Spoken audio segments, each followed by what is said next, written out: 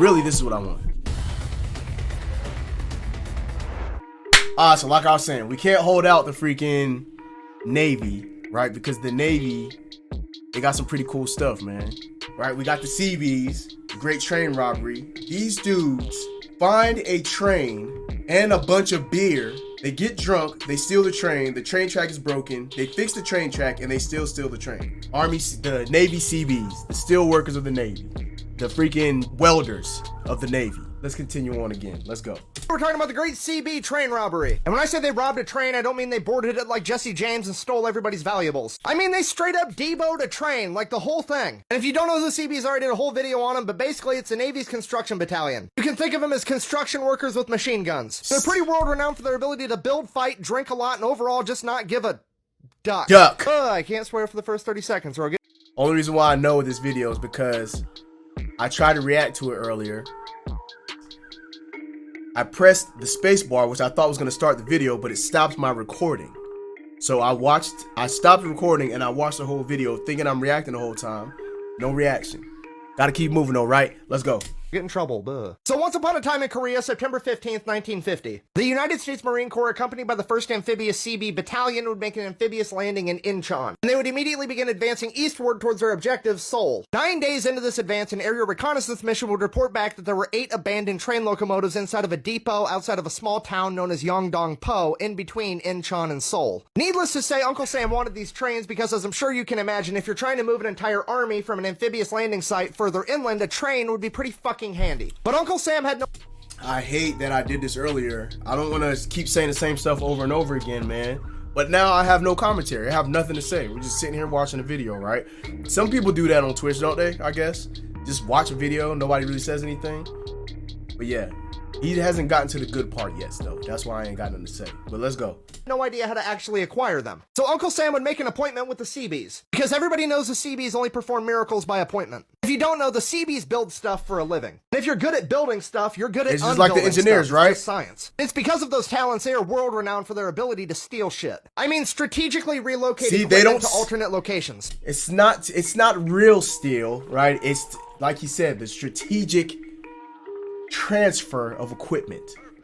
So 9 Seabees volunteer to go yoink these trains. They take off behind enemy lines and make it all the way to the depot completely unnoticed. Sneaky seamen. Shortly after arriving at the depot, they realize that the depot is neighboring a very large brewing facility. Gotta get the brew, shit's bro. About to get out of hand. They gotta get it. In a display of flawless military bearing, half the Seabees began prepping the locomotives to move, and the other half began tactically acquiring crate upon crate of beer. There you go. That's how we do it, man. Makes the dream work. And by dream, I mean... And see, I feel like Army engineers, we'd be able to fit right in line with the Seabees, bro. They drink, they freaking make stuff, they unmake stuff. We do the exact same thing, bro. And that's why they say that freaking engineers is kind of the equivalent of construction workers. But when you get a bunch of freaking engineers together, bro, that's when it goes down. With beer. Check it out, man. Watch. We're gonna get fucking hammered and steal a train. Fucking America. So they finish loading up on beer and take off in the trains undetected. Alright, full stop. I cannot imagine being a bad guy on the same battlefield as the Marine Corps and the Seabees at the same time. Like, if something goes bump in the night, it cannot be good. It's either the Marine Corps and their... And see what I was saying earlier when I first recorded this, when he talked about having the Marines and the Navy and then hearing something go bump in the night. You can't say that. Because... You know what I'm saying? But it's cool though. That's not what he was talking about, right? We'll rewind it a little bit. We're gonna keep it moving, man. At the same time. Like, if something goes bump in the night, it cannot be good. It's either the Marine Corps and they're about to start yeeting the spicy footballs at you, or it's the Seabees and they're actively stealing your shit. I mean, how's that old Bible verse go? The Marine Corps yeeteth, and the Seabees yoinketh away. At least I think that's how that went. Anyway, so the Seabees are making their way back with these trains, and it's going great. And they come up on a section of track that's been sabotaged, like they've just been cut in half. See? Now, it's at this point that any rational person is gonna ditch the train, grab the beer, and take off on foot. But these aren't rational people. They're Seabees. They're fucking nuts. So they straight... So, I would think that if I had a mission, I'm thinking in engineer terms, right? 12 Charlies. We go to the bridge site. He's just like he said, oh, the freaking track was messed up right there. We would fix it real quick and keep it moving. And that's what they do, man. They did the same thing, man. They fixed it and they just kept it moving.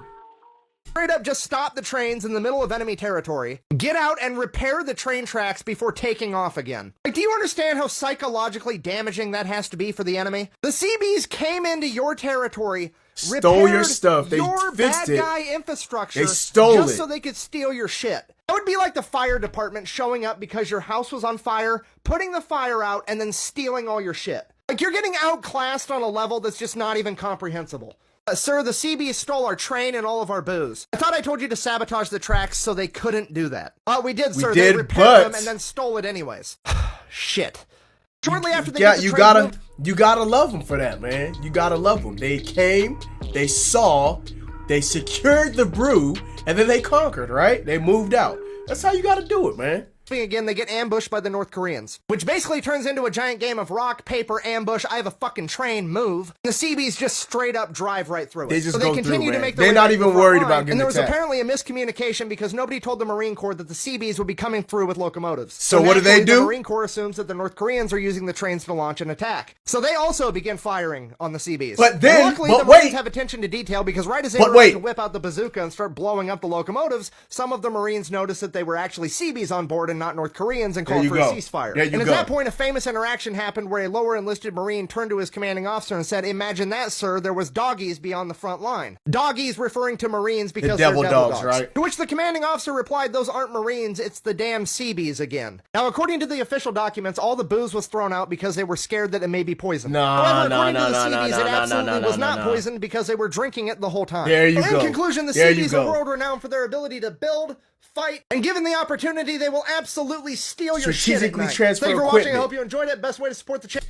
And see, this video was real cool, man. It's cool. It was more, it's hard to react to this because it's more of a JC gifted a sub to MD Range.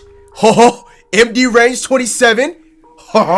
Is that Brown by chance? Got Super Wolf up in this jank, man. Damn, my wolf pack lacking. That's what's up, man. Appreciate it. But this story was cool, man. Kind of hard to really react to this one when you've already reacted to it and you thought you were recording and you didn't freaking record it. I could relate to it a little bit, but I didn't really know much about this. I think it's more cool when he does a video and like I know about it. It gets me real excited about it. So, you know what I mean? But yeah, this was a good one, man. Thank y'all for coming through, watching that with your boy Thurs Lynch. SFAM, stand up, salute. Stay focused, motivated, get motivated up in the jank one time. Deuces, love y'all to death. We out.